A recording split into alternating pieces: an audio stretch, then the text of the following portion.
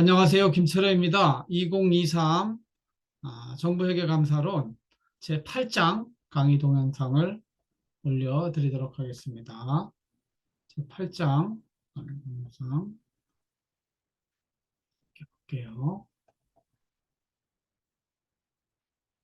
8장은 이제 기업회계는 한번 맛봤으니까 중간고사 이전에 정부회계 쪽으로 들어갑니다. 그래서 기업회계하고 정부회계는 어떻게 다른가?부터 시작을 하는데 한번 생각을 해보세요.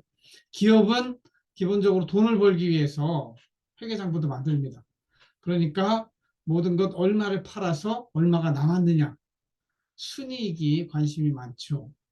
반면에 정부회계는 돈 벌기 위해서 정부를 만든 게 아니에요. 정부는 이 돈을 쓰기 위해서, 사회복지를 위해서, 국방을 위해서 돈을 쓰기 위해서 만들어진 조직이고, 그렇기 때문에 얼마가 드는가 비용을 먼저 봐요.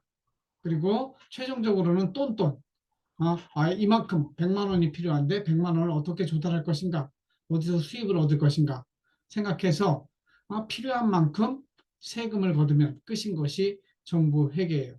그래서 기업 회계는 많이 남으면, 순이익이 많이 남으면 좋은 거지만 정부 회계는 순이익이 제로가 되는 것이 가장 적합한 올바른 결과물이 된다는 것이죠. 그런 차이 때문에 한번 잘 보세요.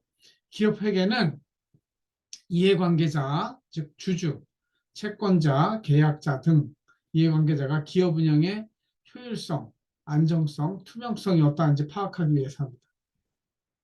그래서 특히 관리회계, BC 분석 같은 거는 기업의 영리성, 어떤 것이 더 이익이 될 것인가를 추구하는 그런 근거 자료로 사용하게 됩니다. 반면에 정부 회계제도는 국민의 돈을 세금으로 강제로 걷어간 것이기 때문에 이것이 얼마나 투명하게 되어 있느냐, 얼마나 효율적으로 편성이 되어 있느냐, 이런 것들에 관심이 있습니다. 그래서 이해관계자가, 이 기업회계제도는 주주, 채권자, 계약자잖아요. 반면에 정부회계제도의 이해관계자는 국민, 국회의원, 시민단체, 계약자 등이 되겠습니다. 그래서 정부회계에서도 관리회계를 합니다. BC 분석을 합니다. 그러나 이거는 얼마나 이익이 나는 거냐보다는 공익에 도움이 되는가, 이런 것들을 따져보는 것이죠. 그래서 회계라고 하는, 숫자로 적어낸다 하는 것은 같은 의미지만 기업의 특성과 정부의 특성이 다른 것이죠. 우리 행정을 맨 처음에 공부할 때 정부의 행정학의 경영적인 속성 있는, 그런 관리적인 속성이 있는 반면에 여기는 정치적인 속성이 있는 것처럼 두 개의 특성을 다 가지고 있습니다. 그럼 어떤 특징의 차이가 있느냐? 기업 회계제도는 이윤에 초점을 맞췄어요. 그래서 이 기업이 얼마를 벌었는가? 그래서 손익계산서상에 당기 순이익, 즉 수익성에 초점을 맞춥니다. 재무 구조도 기본적으로 자산, 자본, 부채 중에 이 밸런스가 어떻게 되어 있는가, 안정성을 따지는 것이죠. 부채가 너무 많으면, 부채 비율이 높으면 이거 불안한 회사, 이렇게 이야기하죠. 그러나 정부 회계로 가면은 이 자본이란 개념이 없어요. 자본이란 개념이 없고, 왜냐하면 온 국민이 주인이고 그때그때 세금을 걷어 쓰는 것이기 때문에. 그래서 기업회계제도는 손익계산서, 재무상태표, 현금흐름표 이런 것들을 중심으로 보고 명칭도 조금 달라요. 정부회계제도는 맨 처음에 말씀드린 것처럼 원가라고 하는 건 비용을 말해요. 비용이 얼마나 드는가, 이 사회복지 사업을 하는데 얼마가 필요한가, 이런 것들이 초점이에요. 그래서 정부 정책에 얼마의 돈이 필요한가. 그래서 손익계산서 대신에 어떤 말을 쓰냐면 재정운영표라는 말을 써요. 그래서 비용은 얼마인데 수입은 어디서 오는가 따져가지고 전체에 얼마가 필요한가를 따져보는 것이죠. 재무구조 관점도 자산, 부채의 관계를, 부채가 지금 1,000조가 넘었잖아요. 우리나라 국가 부채가. 나중에 시간 되면 살펴볼 텐데 이 부채의 관계 따지고 자산에서 부채를 빼면 이거를 순자산이라는 개념을 써요. 그렇기 때문에 우리가 이야기하는 자본금의 개념을 쓰지 않는다. 그래서 제목도 재정운영표, 재무상태표 대신에 재정상태표, 순자산 변동표, 이런 개념으로 씁니다. 그래서 자본의 개념은 없고 순자산이라는 개념으로 대체한다. 이런 것이죠. 그래서 우리나라는 정부 부문이 중앙정부하고 지방정부로 나뉘어 있다고 그랬잖아요. 중앙정부, 즉 국가 수준에서 쓰는 회계는 국가회계법에서 규정하고 있고, 또 지방자치단체가 써야 되는 건 지방자치단체 회계법에서 따로 규정을 하고 있습니다. 우리는 국가회계법을 중심으로 살펴보는 거예요.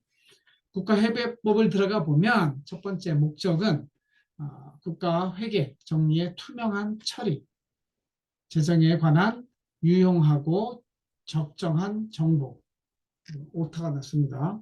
생산 및 제공하는 것이죠.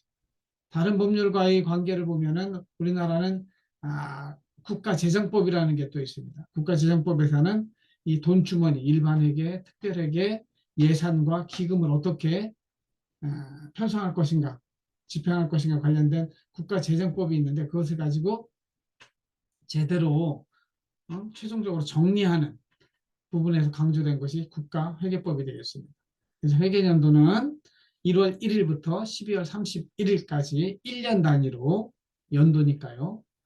회계장부를 작성하고 회계 처리에 국가회계법을 위임한다고 하죠. 좀 자세한 내용은 상세한 내용은 기획재정부의 장관이 제정한 국가회계 기준, 여러분들이 헌법, 법률, 명령, 규칙 이런 거 했을 때 이렇게 헌법이 있으면 그것에 따라서 국가회계법, 법률이 있는 것이고 법률에 따라서 명령에 해당하는 것들이 그것이 국가회계 기준이 되겠습니다. 그걸 좀 더 자세한 거는 국가회계 기준에 관한 규칙이라는 게 또 있습니다. 이런 국가회계법에 따라서 정부 부문은 매년 결산 보고서를 작성하게 되어 있어요. 우리가 클로징 해가지고 한번 우리도 10월 결산 또는 11월 결산 이렇게 결산을 한 달 결산을 해봤잖아요. 근데 여기는 연도별 결산서를 만들게 되어 있습니다. 거기에는 뭐뭐가 들어가야 되느냐? 법에 있는 내용이에요. 결산 개요, 그리고 세입 세출 결산, 그 다음에 재무제표에 해당하는 재정상태표, 재정운영표, 순자산 변동표가 들어가야 합니다. 그리고 여기에 성과보고서까지 넣도록 법률이 규정하고 있습니다. 그러면 기획재정부 장관이 제정하는 국가회계 기준에 대한 규칙에는 어떤 내용이 들어있느냐? 여기는 이제 회계 기준이에요. 어떻게 작성하느냐? 재정상태표는 우리가 기업 회계할 때는 자산, 부채, 자본이라고 그랬잖아요. 여기는 자산, 부채, 순자산 이렇게 이야기하는 거죠. 자산은 유동자산, 투자자산 뭐 이런 것. 근데 공공부문에서 가장 큰 비중을 차지하는 자산은 민간 부분하고 다르게 사회 기반 시설, 소위 SOC라고 하는 도로 있잖아요. 도로, 뭐 다리 이런 것들도 다 가치로 따지거든요. 이런 것들이 자산으로 들어가 있습니다. 부채는 유동부채, 장기 차입부채, 장기 충당부채 뭐 이런 것들이 있겠고, 순자산은 자산에서 부채를 뺀 부분인데 시작할 때 나와 있는 돈은 기본 순자산, 여기에 새롭게 생기는 돈이 있잖아요. 플러스가 되는 돈은 적립금 또는 잉여금이라고 그래가지고 그런 순자산 조정 이런 것들은 여러분들이 좀 이런 개념만 있다고 하는 거 아시고 그것까지 아실 필요는 없어요. 두 번째, 재정운영표. 재정운영표가 이것이 우리 기업회계에서는 손익계산서하고 똑같은 거예요. 사업의 원가와 재정운영 결과를 표시해주는 표를 만드는 겁니다.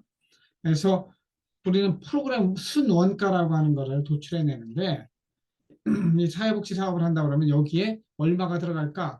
예를 들면 100명의 노인들에게 1년에 100만 원씩 준다. 그러면 100 곱하기 100 하면 100만 원, 그러니까 100만, 1000만, 억, 1억 원이 되잖아요. 1억 원이 순원가가 되는 겁니다. 그런데 거기에 다른 곳에서 받는 것이 있어요. 그러면 또 더해주고 또 나가는 것이 있어요. 그런 것도 빼주고 그래서 그런 것들 비용으로 들어온 거 나간 거 해서 순원가라고 하는 거를 한번 따져봅니다. 실제 수업 시간에 제가 한번 해볼 거예요. 여기에다가 플러스 마이너스를 하는 거예요. 순원가에다가 관리운영비 들어가죠. 비배분 비용 들어가죠. 비배분 수익 들어가죠. 그래서 이 재정 운영표는 기본적으로 비용에 대한 보고서이기 때문에 밑에 플러스 숫자가 나오면 그것은 비용이 얼마 든다 하는 것을 나타내 주는 거예요. 손익계산서는 손익이기 때문에 순이익이 얼마이다 라는 걸 보여주잖아요. 그래서 재정 운영표가 제일 좀 헷갈리고 어려운데 이것을 실제 남은 학기 동안 저하고 한번 따져보는 거예요. 여기에 비배분 비용 또는 비배분 수익이라는 개념이 나오는데 이거는 하나 그 사회복지 프로그램에 이 프로그램에 딱 대응하는 지 않는 딴 쪽으로부터 들어오는 다른 프로그램으로부터 들어오는 것이라든가 나가는 이런 것들은 비배분 비용 또는 비배분 수익이라고 이렇게 전문 용어로 쓰게 되어 있습니다. 최종적으로 이런 걸 다 따져보면 재정 운영 결과는 뭘로 나오느냐? 비용이 얼마 든다, 원가가 얼마다 이렇게 나와요. 그래서 이 재정 운영 순 원가에서 소위 이거랑 매칭되지 않는 비교환 수익들을 다 빼요. 이익이 들어오는 것 다 빼고 최종적으로 남는 게 재정 운영 결과로서 이 프로그램을 위해서는 100만 원이 필요한데 또 어디서 좀 주는 돈이 20만 원이 있어요. 그럼 80만 원만 필요하다. 그래서 이 프로그램, 이 사업을 하는 데는 80만 원 필요해요. 이런 내용이 들어있는 게 재정 운영표가 되겠습니다. 여기서 비교환 수익이라고 하는 것은 직접적인 반대급부 없이 그것에 대해서 국세 또는 부담금, 기부금, 무상이전 등의 수입이 들어오는 걸 말해요. 이런 것들은 여러분들이 대충 지금은 알고 나중에 실제 수업 시간 때 자세히 다루겠습니다. 그래서 국가회계법에 나와 있는 재정상태표는 뭐 이거는 사실은 비슷합니다. 재정 상태니까 첫 번째 자산이 어떠한지 유동자산, 투자자산, 일반 유형자산 이런 분류로 쭉 쓰게 돼 있어요. 그다음에 한 장을 차지하는 게 사회기반시설이라고 하는 자산 중에 도로, 철도, 항만 이것이 가장 큰 비중을 차지한다고 그랬죠. 물론 정부에도 특허권과 같은 산업재산권, 광업권 이런 것들이 무형자산으로 기록될 수도 있습니다. 그리고 기타 비유동자산 이렇게 해서 자산 합계를 여기다 써주고 또 부채도 알아봐야 되겠죠. 부채도 유동성 분류에 따라서 현금하고 가까운 거 유동부채 먼저 써주고 그리고 장기 차입부채라고 하는 건 국채 뭐 10년짜리, 20년짜리도 있거든요. 그러니까 장기 차입 국채 부채를 여기다가 써주고 그다음에 장기 충당부채 퇴직급여 충당금이라든가 연금 충당부채 같은 요거는 더 뒤에 돌아오니까 해주고 그 다음에 기타 비유동부채를 적어주면 부채 합계가 나옵니다. 그래서 자산과 부채 합계가 나오면 그걸 뺀 금액이 순자산이 되는데 순자산은 시작할 때 가지고 있는 순자산 여기에 새롭게 적립금, 잉여금이 들어온 거 넣어주고 또 필요한 거 빼주고 그러면은 순자산 합계가 됩니다. 그래서 양쪽이 이거는 세로로 배열을 했는데 자산 합계가 부채 플러스 순자산 합계랑 같은 금액이 나오도록 만드는 것이 재정 상태표다.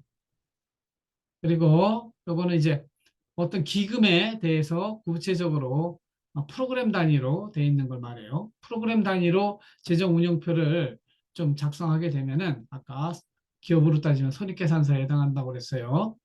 그래서 프로그램 순원가의 프로그램 A, B, C, D 부처의 기준으로 가면은 부처 수준은 프로그램이 한 몇십 개가 있거든요. 그 프로그램별로 원한가를 쭉 해요.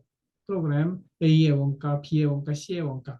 여기에 이제 관리 운영비가 얼마 들어갔는지 살펴보고 관리 운영비라는 게 인건비, 경비, 광고비 이런 것들이 다 관리 운영비입니다. 이것도 비용이니까 비용을 먼저 쭉 정리해 주는 거예요. 이것뿐만 아니라 비배분 비용, 그 프로그램에 관련되지 않는 또 비용들이 나가게 돼 있어요. 그리고 여기까지 비용이 정리되면 여기에서 뭘 빼줘야 되냐면 비배분 수익을 빼줘야 돼요. 수익을 자산 처분 이익이라든가 기타 수익을 비배분 수익을 빼주고 그러면 재정 운영 순원가가 도출됩니다. 그러니까 비배분 수익까지 빼주면 여기에 세금과 같은 비교환 수익을 또 빼줘야 돼요. 그래서 부담금 수익, 제재금 수익, 사회보험 수익 이런 수익으로 잡히는 걸 다 빼주면 운영 결과가 원래는 여기가 똔똔이 나와야 되는 거예요. 이만큼 비용이 필요한데 이 수익으로 딱 채웠으면 똔똔이 나오는 것이 가장 좋지만 이게 똔똔이 안 나오면 이만큼 비용이 필요하다, 추가적으로 필요하다 이런 이야기를 담고 있는 것이 부처 또는 기금 수준의 재정운용표 양식이 되겠습니다. 그다음에 국가 전체적으로 따질 때는 대한민국 정부예요. 대한민국 정부가 1년에 얼마 쓴다고 그랬어요? 650조 원을 쓴다고 그랬잖아요. 그럼 650조 원에 어디에다 돈을 쓰는지 비용 측면에서 원가를 다 따져보는 거예요. 그러면 대통령실에서 얼마, 기재부에서 얼마 뭐쭉 쓰는 순원가가 나오고 그다음에 수입을 봐야 되잖아요. 국세로 얼마 들어오고 부담금으로 얼마 들어오고 이거는 수입을 말해요. 그래서 재정운영 결과 똔똔이 돼야 가장 적합한 것이지만 이것이 플러스가 된다 그러면 이만큼 원가가 비용이 수익보다 큰 거예요. 그러면 적자죠. 적자죠. 그러면은 그만큼 어디서 빚을 내야 되는 이런 것들을 알아볼 수 있는 게 국가, 대한민국 정부 수준의 재정운영표다. 이렇게 이해하시면 되겠어요. 그리고 부처 기금 수준의 순자산 변동표는 애초에 가지고 있는 기초순자산의 재정운용 결과 우리 대차대조표 재정운용표 구할 때도 재무상표 구할 때도 순이익이 자본금으로 갔잖아요. 그런 것처럼 재정운용 결과가 일로 오고 그 다음에 재원의 조달 및 이전 그런 수입 부분이 쭉 들어가고 그래서 조정 항목 뭐 이런 것들은 여러분들이 하실 필요 없는데 기본적으로 이렇게 해서 순자산 즉 자본이 얼마가 늘었느냐 줄었느냐 하는 것들 가지고 흑자 재정이면 순자산이 늘었을 테고 적자 예산을 편성했으면 순자산이 감소하는 그런 결과를 가져올 것입니다. 국가 수준에서도 전체적으로 다 살펴보는 거죠. 기초 처음 시작할 때 얼마 있었는가 그 다음에 재정 운영 결과가 들어가고 조정 항목이 들어가고 그래서 기말 순자산 따져봐 가지고 이게 다음 기수에는 기초 순자산이 되는 것이죠. 그래서 실제 사례를 보시면 국가 결산서를 기획재정부에서 만듭니다. 그럼 결산이라고 하는 건 뭐냐? 한 회계 연도 내에 1년 단위죠. 모든 수익과 지출을 숫자 형태로 표시하는 거예요. 국민에게는 재정에 대한 정보를 제공하고 그리고 재정 정보를 다음 연도 예산 편성할 때 필요하고 국회할 때도 보고하고 감사원 결산 감사할 때도 활용할 수 있도록 해주는 것이 결산이다.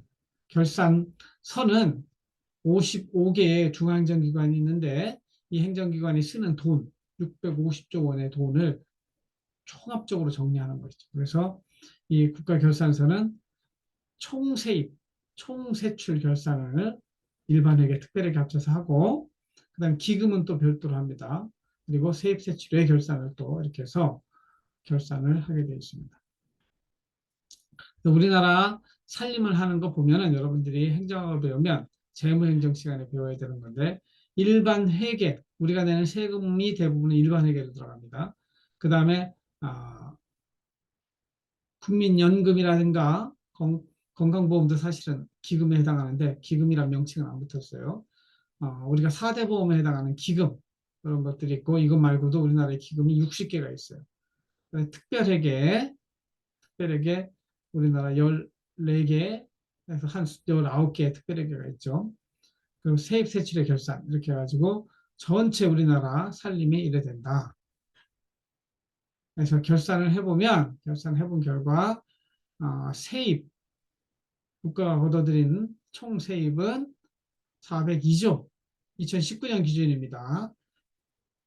다 쓴 돈은 397조 이때는 흑자 재정이었네요. 그래서 세계 잉여금이 2조 원 이거는 다음 해로 넘긴다고 해야죠. 2월이 되겠습니다. 그래서 이렇게 기획재정부에서 일반회계, 특별회계를 포함한 예산 부분만 해서 총세입, 총세출 결산을 이렇게 작성해서 국회에다가 국민에게도 보고하는 것입니다. 올해는 얼마 걷어가지고 얼마 썼어요. 그래서 얼마가 남은 거는 다음 연도에 쓰기로 넘어갑니다. 이렇게 보고하는 것이 되겠습니다. 10년간 따져보면 세입이 요 파란색이고 세출입니다. 기본적으로 여기 예산으로 볼 때는 일반회계 특별회계로 볼 때는 그동안은 2019년까지는 흑자 예산을 유지해 왔다. 그러나 아시다시피 19년부터 코로나가 오잖아요. 이게 다음 이게 순서가 아직 안 나와서 그런데 다음 거 보면은 적자로 표시가 될 겁니다. 기금 결산. 기금이라는 것은 특별회계보다도 더 특별한 경우에 우리나라 67개, 지금 많이 줄여가지고 지금 65개에서 60개 정도 돼요. 이 기금으로 국민연금 기금은 국민연금, 어? 고용보험은 고용보험, 실업급여 기금 이렇게 해가지고 만들어서 하는데 이렇게 해서 기금의 수입 지출로 보면은 전체 수입 지출액은 600조 원 정도 기금으로만 따로 쓴다는 것이죠. 그래서 우리가 보통 다루는 거는 기금을 뺀 일반회계, 특별회계 이런 예산만 다루는데 기금도 여러분들이 좀 있다는 것들을 이해하시면 되겠습니다. 그래서 우리나라 기금은 한 600조 원 정도 수입 지출, 매년 수입 지출이 600조 원 정도 된다. 이렇게 이해하시면 될 것 같습니다. 그래서 국가결산서에 보면은 수지라고 하는 거는 수지 맞았네 이렇게 쓰지만 결국은 순이익이 얼마인가 이익이 얼마인가를 따지는 거예요. 결국은. 그래서 이 재정수지의 개념도 통합재정수지, 사회보장성 기금수지, 관리재정수지 이런 것을 함께 다루게 되는데 통합재정수지는 기본적으로 사회보장성 기금수지를 포함해서 전체를 다루는 겁니다. 이 전체를 다 다루는 것이 통합재정수지고 그래서 그것이 얼마나 적자냐. 세모면 적자가 났다는 거예요. 이때는 흑자 이렇게 나오는 것이죠. 그런데 이 사회보장성이라고 하는 건 4대 보험만 따로 본 거예요. 4대 보험으로 볼 때는 플러스가 나오잖아요. 4대 보험이 지금은 아직은 4대 보험이 플러스가 나오고 있기 때문에 전체 요 관리재정수지라고 하는 거는 통합재정수지에서 사회보장성 기금을 빼버리고 나중에 부채가 되거든요. 그래서 이거 빼버리면 실제 통합재정수지는 플러스가 나오는 것 같지만 이런 구간에도 실제로 사회보장성 기금을 빼면은 마이너스가 나온다. 이렇게 좀 자세히 살펴보는 것이 관리재정수지다 하는 겁니다. 우리나라 국가 채무 지금 이제 2019년 말 기준으로 한 730조 되는데 지금 현재 2023년 기준으로 따지면 1000조 원이 넘었습니다. 이거 수업 시간에 다시서 설명을 할게요. 그래서 국가 수준의 부채 채무가 700조 원, 지방정부 수준에서 30조 원의 채무가 있다. 이건 나중에 갚아야 될 돈이기 때문에 사실은 빚을 어떻게 적절하게 쓸 것인가 이런 것들도 중요한 결정의 문제가 코로나 때는 너무 경제가 어려우니까 당연히 적자 재정을 채무가 늘어날 수밖에 없어요. 그러나 그 이후에 경제가 다시 살아나면 좀 빚을 갚아야 되는 것이죠. 그러나 이 정치적인 속성상 선거가 있을 때마다 다 뭐 해주겠다 이게 다 돈이 필요하잖아요. 그러니까 적자가 늘어날 수밖에 없습니다. 그래서 우리나라 국가 채무는 계속해서 늘어났고 요 위에 있는 퍼센티지는 GDP 대비 우리나라 GDP 2천조인데 2천조 대비 부채의 비중을 따져보면 약 38%, 우리 지금 이제 1,000조 원이 40%가 넘었습니다. 이 국가 채무가 적정하냐 이런 부분들은 논쟁의 여지가 있는데 저는 가능하면 국가 채무를 줄이는 방향으로 가는 것이 옳다. 왜냐하면 기성세대가 다 빚내서 쓰고 나면 나중에 여러분들 세대 때 세금 내는 거를 여러분들을 위해서 쓰지 못하고 빚 갚는 데 써야 된단 말이죠. 이런 것들이 문제가 된다는 것이죠. 2019년 기준으로 재정 상태표를 보면은 우리나라 총 자산은 얼마가 돼요? 2,300조 원 정도 됩니다. 그 중에서 부채가 1,740, 이거는 아까 이야기한 부채가 700조 원이라는데 왜 이렇게 늘어나느냐? 여기서 말하는 총부채는 국민연금이라든가 사학연금은 빼지만 공무원연금, 군인연금 이런 것들 아마 군인연금하고 공무원연금만 넣었을 거예요. 그것만 넣어도 이렇게 부채가 늘어납니다. 미래에 갚아야 될 부채를 책임준비금이라고 하는데 그걸 반영하면 1,700조 원까지 해요. 그래서 우리나라 정부의 순자산은 한 550조 원으로 이렇게 노출이 됩니다. 재정 운용표는 그때 이제 2019년 기준으로 비용은 얼마가 들었어요? 비용은 394조 원이 비용이 들었고 수익으로 들어온 게 351조 원이기 때문에 재정 운영 결과 43조 원의 적자가 났다. 이렇게 이해하시면 되겠습니다. 그래서 이런 것들이 재정 운영 결과로 들어오고 기초순자산은 443조 원이었는데 여기 아까 여기에 있는 이거 빼야겠죠? 여기에 있는 재정 운용 43조를 빼줘버리면 기말순자산이 여기 이제 더하기가 돼서 보세요. 재정 운영 결과가 비용이 여기로 이제 더 돌아와 가지고 이건 추가적으로 수업 시간에 설명을 드릴게요. 그래서 기말순 자산이 550조 원이 된 걸로 이렇게 계산이 돼서 나오게 되어 있습니다. 다양한 요소들이 들어가기 때문에 대충 이런 큰 그림만 보는 걸로 이해를 하세요. 자세한 내용은 수업 시간에 함께 상의하도록 하겠습니다.